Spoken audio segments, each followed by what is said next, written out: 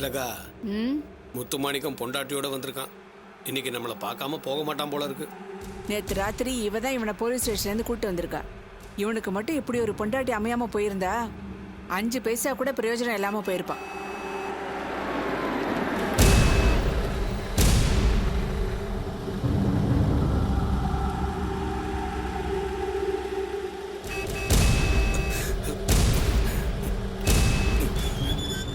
இருப்பா, நான் திறந்துக்கிறேன். என்ன திலகா, என்னன்னு கேட்கலாம்ல?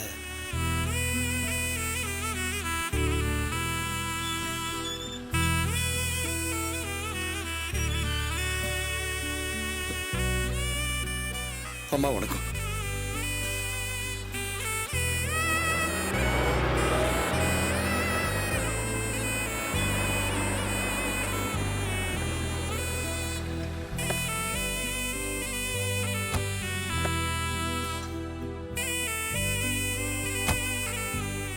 திலகா, 3 நாளைக்கு மேல அந்த முத்துமாணிக்கத்தை போட்டு வறுத்து எடுத்தாச்சு. போலீஸ் ஸ்டேஷனுக்கு வேற போயிட்டு வந்திருக்கான். இதுக்கு மேலேயாவது என்னன்னு கூப்பிட்டு பேசி அனுப்ப. செக்யூரிட்டி, அம்மா அவங்கள உள்ள அனுப்பு. சரிங்கம்மா. இப்பா ஓ நல்ல நேரம். அம்மா உள்ள கூப்பிட்டாங்க, போய் பாரு. பத்மா, நீ வந்த நேரம் அம்மா உள்ள கூப்பிடுறாங்களா? வா. ரொம்ப தேங்க்ஸ். வா பத்மா.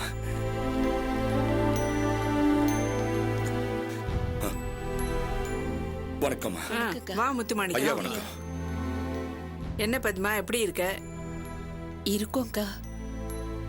முத்துமாணிக்கம், நேத்து உனக்கு இங்க ஏதோ பிரச்சனை அடிச்சமே. நான் நேத்து பூரா வீட்ல இல்ல, நைட்டு லேட்டா தான் வீட்டுக்கு வந்தேன். செக்யூரிட்டி தான் விஷயத்த சொன்னா. அப்புறம் போலீஸ் ஸ்டேஷனுக்கு ஃபோன் பண்ணி கேட்டேன். உன் பொண்டாட்டி வந்து தான் உன்னை கூட்டிட்டு போனதா சொன்னாங்க.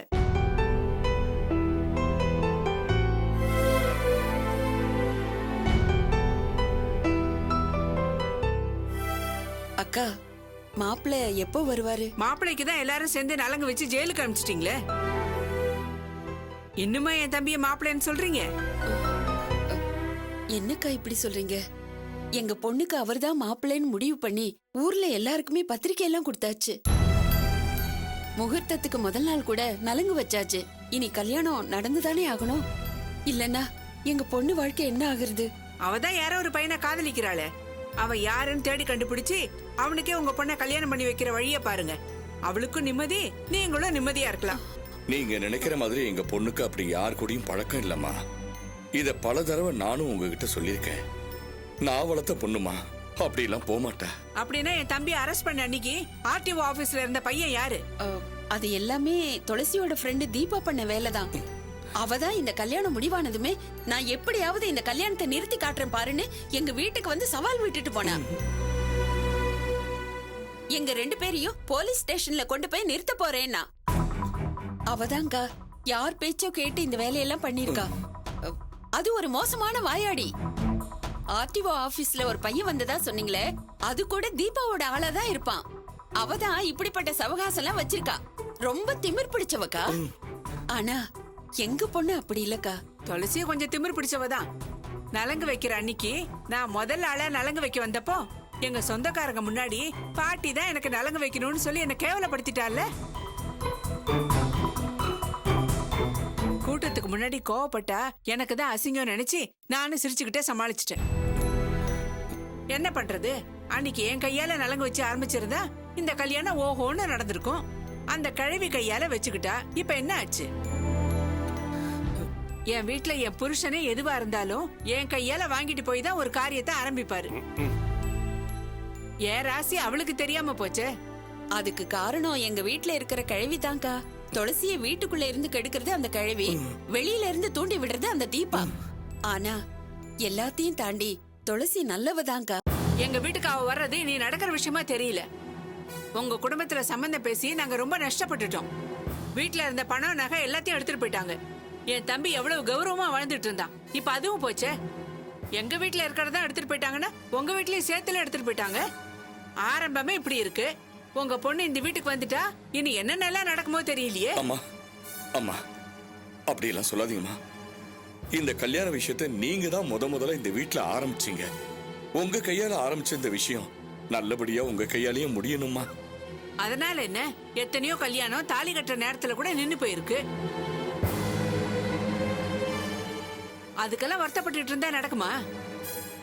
என் தம்பிக்கு பெரிய பெரிய கோடீஸ்வர வீட்டு சம்பந்தம் எல்லாம் வந்துச்சு. நான் தான் உன் குடும்பத்துக்கு நல்லது செய்யணும்னு நினைச்சு உன் பொண்ணை பார்த்து முடிவு பண்ணேன். அது இப்படி போகும்னு யாரு நினைச்சா? நீங்க இதுக்கு மேலேயும் என் தம்பி தான் உங்க வீட்டு மாப்பிள்ளைய நினைச்சுக்காதீங்க. உங்க பொண்ணுக்கு அடுத்து என்ன ஆகணுமோ அதை பாருங்க. தம்பி வந்ததும் நீங்க எவ்வளவு தரணும், வாங்கினது எவ்வளவு, வட்டி எவ்வளவுன்னு கணக்கு போட்டு பாத்துருவோம். அது போக நாங்க கொடுத்த 5 லட்சம் ரூபாய் பணம், துளசிக்கும் உங்க 2வது பொண்ணுக்கும் போட்டமே நகை, இதையெல்லாம் எப்படி கணக்குல கொண்டு வரணும்னு யோசிப்போம்.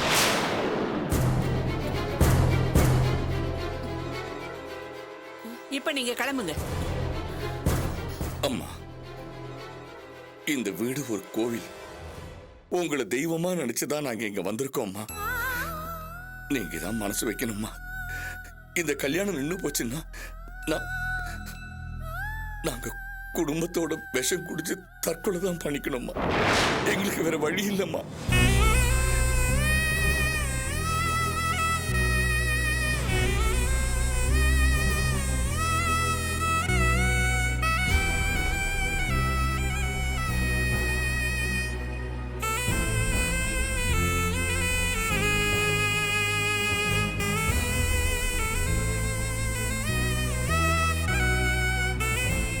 முத்துமணிக்கம், என்ன பேசுற நீ?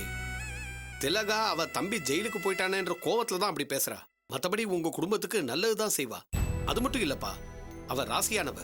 அவ கையால ஆரம்பிச்சு வச்ச எந்த விஷயமும் வீணா போனதே கிடையாது. அப்படியெல்லாம் உங்க குடும்பத்தை நடுத்தருவுல விட்டுற மாட்டா. வேலாயுதம் எப்படியும் இன்னும் ஒரு வாரத்துல வெளியே வந்துருவான். வந்த உடனே நம்ம எல்லாரும் உட்கார்ந்து பேசி ஒரு முடிவெடுப்போம். அதுக்குள்ள அவசரப்படுறாதப்பா. சரி ஐயா, நீங்க சொன்ன வார்த்தை அம்மா வாயால வந்தா நாங்க ரொம்ப சந்தோஷமா கிளம்புவோம். நான் எப்படி சொல்ல முடியும்?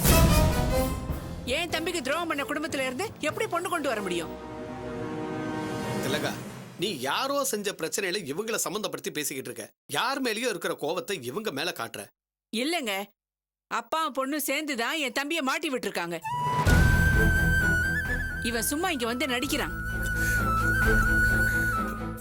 இல்லம்மா, நான் மாப்பிள்ளைய தெய்வத்துக்கு சமமா நினைச்சுக்கிட்டு இருக்கேன். நாங்க எப்படிமா அவருக்கு துரோகம் பண்ணுவோம்? இது எல்லாத்துக்கும் காரணம் அந்த தீபா தாமா. அம்மா, என் குலதெய்வத்து மேல சத்தியம் பண்ணி சொல்றேன்மா, மாப்பிள்ளை மாட்டினத்துக்கும் எங்க குடும்பத்துக்கும் எந்த சம்பந்தமும் இல்லம்மா. திலகா, முத்துமாணிக்கம் குலதெய்வத்து மேலேயே சத்தியம் பண்றாரு. இதுக்கு மேலேயே நீ அவர் மேல சந்தேகப்பட்டா எப்படி? நீயும் கொஞ்சம் மனசு இறங்கி வா. சரி, ஏதோ என் தம்பி துளசி மேல ஆசைப்பட்டானேன்னு தான் உங்ககிட்ட நான் இவ்வளவு தூரம் இறங்கி வந்து பேசிட்டு இருக்கேன். ஆனா உங்க பொண்ணுக்கும் அந்த பையனுக்கும் தொடர்பு இருக்குன்னு தெரிஞ்சே நான் எப்படி என் தம்பிக்கு அவளை கட்டி வைக்க முடியும்? நீங்க நினைக்கிற மாதிரி அப்படி எதுவும் இல்லம்மா. இது எல்லாமே அந்த தீபாவோட வேலை தான். அபாண்டமா துளசி மேல பழிய போட்டு தீபா தான் தப்பிக்கிறதுக்காகத்தான் இதெல்லாம் பண்ணிருக்கா. அம்மா, உங்களுக்கு ஞாபகம் இருக்கா?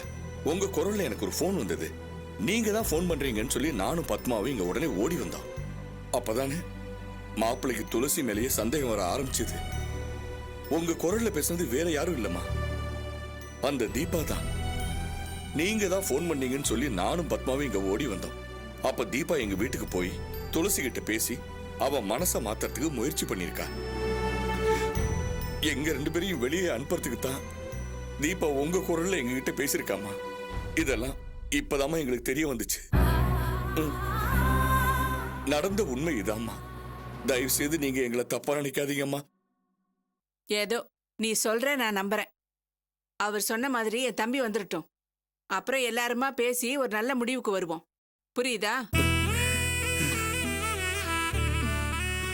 ரொம்ப சந்தோஷம்மா. இந்த கல்யாணம் நின்னு போனதுல இருந்து நாங்க ரொம்ப வருத்தத்துல இருந்தோம். நீங்க வேற 3 நாளா என்ன உள்ளேயே கூப்பிடலையா? அதனால நான் ரொம்ப விரக்தியா இருந்தேம்மா. இப்பதாம்மா மனசு ரொம்ப நிறைவா இருக்கு. மாப்பிள்ளை வந்ததும் தள்ளி போடாம உடனே இந்த கல்யாணத்தை நடத்திடணும்மா. இந்த கல்யாணத்தை நிறுத்தி ஒரு குடும்பத்தோட பாவத்தை சம்பாதிக்கணுங்கிற எண்ணம் எல்லாம் என் மனசுல இல்லப்பா. என் தம்பி கிட்ட கூட நான் உங்க பக்கம் இருந்து தான் பேசுவேன், தெரியுதா? தெரியுமா? சரிம்மா, அப்ப நாங்க கிளம்புறோம். இங்க வரும்போது ரொம்ப மனசு கஷ்டத்தோட தான் வந்தோம். ஆனா இப்ப அப்படி இல்லம்மா, மனசு நிறைஞ்சு போறோம். இனிமே எல்லாமே உங்க கையில தான் இருக்கு. நல்லதா பண்ணுங்கம்மா. வரேம்மா. ஐயா வரேன். வரேங்க. திலகா, முத்து மாணிக்கத்தை ஓவரா பயமுறுத்திக்கிட்டு இருந்தியே, இப்பவாது தெரிஞ்சுக்கிட்டியா உன் தம்பி ஜெயிலுக்கு போனதுக்கும் இவங்களுக்கும் எந்த சம்பந்தமும் இல்லைன்னு? எல்லாத்துக்கும் காரணம் அந்த தீபா பொண்ணு தான். அதை புரிஞ்சுக்காம உன் தம்பி துளசி மேல வீணா சந்தேகப்பட்டான். நீயும் அதை அப்படியே எடுத்துக்கிட்ட. இப்ப கூட முத்துமாணிக்க சொன்னதை நான் முழுசா நம்பலங்க. இவனுக்கு காரியம் ஆகணும்னு அந்த பொண்ணு மேல பழிய போட்டாலும் போடலாம். அதான் தீபா விசாரிக்க சொல்லியிருக்கேன்ல. வரதராஜன் வந்து சொன்னா எல்லா உண்மையும் தெரியும். சரிதான். போ, உன் தம்பியோட பெரிய குழப்பவாதியா இருக்கியே. அவன் என்னடானா துளசியை கல்யாணம் பண்ணிக்கிட்டு அவளை பழி வாங்க போறதா சொல்லிக்கிட்டு இருக்கான். இவங்க அது தெரியாம என் பொண்ணை இங்க தான் கொடுப்பேன்னு ஒத்த காலில் நின்றுகிட்டு இருக்காங்க. இதெல்லாம் எங்க தான் போய் முடிய போதோ. வரேன்பா. வாப்பா. ஆமா, எப்படியோ பத்மா, மாப்பிள்ளை வீட்டுல இருந்த பிரச்சனை ஒரு வழியா முடிஞ்சது. மாப்பிள்ளை கூட ஒரு வாரத்துல வெளியில வந்துறதா சொன்னாங்க. ஆனா அவர் வெளியில வந்ததுக்கு அப்புறம் என்ன முடிவு எடுப்பாங்களோ அது ஒரு கண்டம் இருக்கே. அத பத்தி நீங்க கவலைப்படாதீங்க. மாப்பிள்ளை எதுவா இருந்தாலும் அவங்க அக்கா சொல்றபடியே தான் செய்வாரு. அந்த அம்மா பேசும்போது என் தம்பி துளசி மேல ஆசைப்பட்டதுனால தான் உங்ககிட்ட நான் இவ்வளவு தூரம் இறங்கி வந்து பேசுறேன்னு சொன்னாங்களே, அத கவனிச்சிங்களா? அவர் ஆசைப்பட்டது எதை வச்சு? துளசியோட அழகு வச்சுதானே.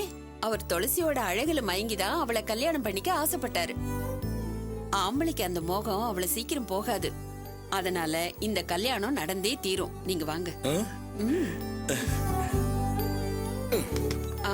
வண்டி ரிப்பேரா இருக்கு, போற வழியில பாத்துட்டு போயிடலாம். தள்ளுங்க. இந்த கல்யாண விஷயம் இப்போதைக்கு துளசிக்கும் கழுவிக்கும் தெரிய வேண்டாம். அவங்கள பொறுத்த வரைக்கும் இந்த கல்யாணம் நின்னு போனதாவே இருக்கட்டும். மறுபடியும் கல்யாண பேச்ச ஆரம்பிச்சா கிழவி எப்படியாவது அவ மனச மாத்திடுவா. அது மட்டும் இல்ல, அந்த தீபாவுக்கு தெரிஞ்சா அவளும் மறுபடியும் ஏதாவது பிரச்சனை பண்ண ஆரம்பிச்சிடுவா. இல்லன்னா துளசிக்கு ஏதாவது சொல்லி கொடுத்து அவளை நம்ம வீட்டை விட்டு எங்கேயாவது கூட்டிட்டு போனாலும் போயிடுவா. என் பேச்சை மீறி துளசி எங்கேயும் போக மாட்டா, அந்த நம்பிக்கை எனக்கு இருக்கு. அவ வயசுக்கு எதையும் நம்ப முடியாதுங்க. தீபா கூட சேரக்கூடாதுன்னு சொன்னீங்க, அவ கூட சேர்ந்து தானே பேங்க் லோன் வாங்க போறேன்னு ஆரம்பிச்சா. அதனால இப்போதைக்கு இந்த விஷயம் துளசிக்கு தெரியாம பாத்துக்கணும், புரியுதா? மாப்பிள்ளை வெளியே வந்ததும் காதும் காதும் வச்ச மாதிரி இந்த கல்யாணத்தை நடத்தி வச்சிருவோம்.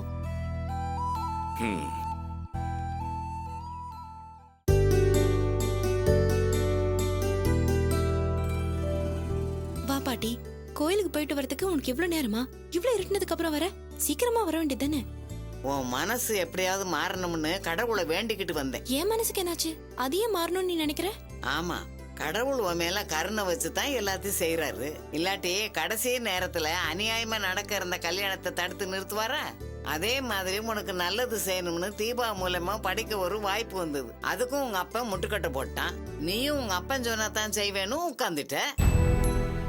உனக்கு இப்ப வேற ஒரு நல்ல சந்தர்ப்பம் தேடி வந்திருக்கு. அதையாவது வேண்டான்னு சொல்லாம ஏத்துக்க. அப்பதான் உன் வாழ்க்கை நல்லா இருக்கும். அன்னைக்கு நம்ம வீட்டுக்கு மக்கள் தொகை கணக்கெடுக்க ஒரு பொண்ணு வந்திருந்தாளம்மா. ஆமா, அவளுக்கு என்ன? அவங்க அண்ணனை இன்னைக்கு கோயிலுக்கு கூட்டிட்டு வந்திருந்தாம்மா. அவன் ரொம்ப நல்ல பையனா இருக்கான், பேங்க்ல நல்ல உத்தியோகத்துல இருக்கானாம்மா. அவனை உனக்கு கல்யாணம் பண்ணி வைக்கணும்னு அந்த பொண்ணு ரொம்ப ஆசைப்படுறாம்மா. பாட்டி, உனக்கு என்ன பைத்தியமா பிடிச்சிருக்கு? கோயிலுக்கு போனோமா வந்தோமான்னு இல்லாம ஏன் இப்படி எல்லாம் நடந்துக்கிற? சாமி கும்பிட போனியா இல்ல எனக்கு மாப்பிள்ளை பாத்துட்டு வர போனியா? அப்படி சொல்லாதம்மா. யாருக்கு எங்க எப்படி வாழ்க்கை அமையும்னு சொல்ல முடியாது. அந்த பொண்ணு நீ இருக்கிற நிலைமைய நல்லா புரிஞ்சு வச்சிருக்கா. உன் நல்ல மனசு அவளுக்கு ரொம்ப பிடிச்சு போச்சு. அதான் அவ இன்னைக்கு அவங்க அண்ணனை கூட்டிக்கிட்டு கோயிலுக்கு வந்திருந்தா. பையன் ரொம்ப நல்லவனா இருக்காம்மா, உன் மனசுக்கு ஏத்தவனா இருப்பான். இத பாரு, அவன் போட்டோ இருக்கு, இத பார்த்துட்டு ஒரு நல்ல முடிவு எடுமா. எனக்கு இப்ப கல்யாணம் எல்லாம் வேணாம் பாட்டி, நீ சும்மா இரு. நான் படிக்கணும்னு சொல்லிட்டு இருக்கேன், நீ என்னமா மாப்பிள்ளை பாத்துட்டு இருக்க? நீ படிக்கணும்னு சொல்ற, அதுக்கான நல்ல வாய்ப்பை தீபா கொண்டு வந்தா. அதுக்கு கூட உங்க அப்பனை கேட்டுதான் முடிவு சொல்வேன் இருக்கே. பாட்டி, நான் அப்பா கிட்ட கேட்காம எதையும் செய்ய மாட்டேன்னு உங்ககிட்ட சொல்லிருக்கேன்ல. என் அப்பா தான் என்ன சரியா புரிஞ்சுக்காம எனக்கு கல்யாணம் பண்ணி வைக்கணும்னு நினைக்கிறாரு. இப்ப நீயும் அதே வேலையை பண்றல? ஆஹா, அவன் கிழவனை கூட்டிக்கிட்டு வந்தா, நான் குமரனில கூட்டிக்கிட்டு வந்திருக்கேன். பையன் ரொம்ப நல்ல பையம்மா. அவன் உன்கிட்ட எதையுமே எதிர்பார்க்கல. வரதட்சணை, நகை நட்டு எதுவுமே வேண்டான்னு சொல்றான். இப்படி ஒரு பையனை பாக்குறது ரொம்ப கஷ்டமா. துளசியால கட்டின புடவையோட தான் வர முடியும்னு சொல்லிட்டேன். அதுக்கும் அவன் சம்மதிச்சிட்டானே. இதுக்கு மேல எப்படிம்மா ஒரு நல்ல மாப்பிள்ளைய தேடி கண்டுபிடிக்க முடியும்?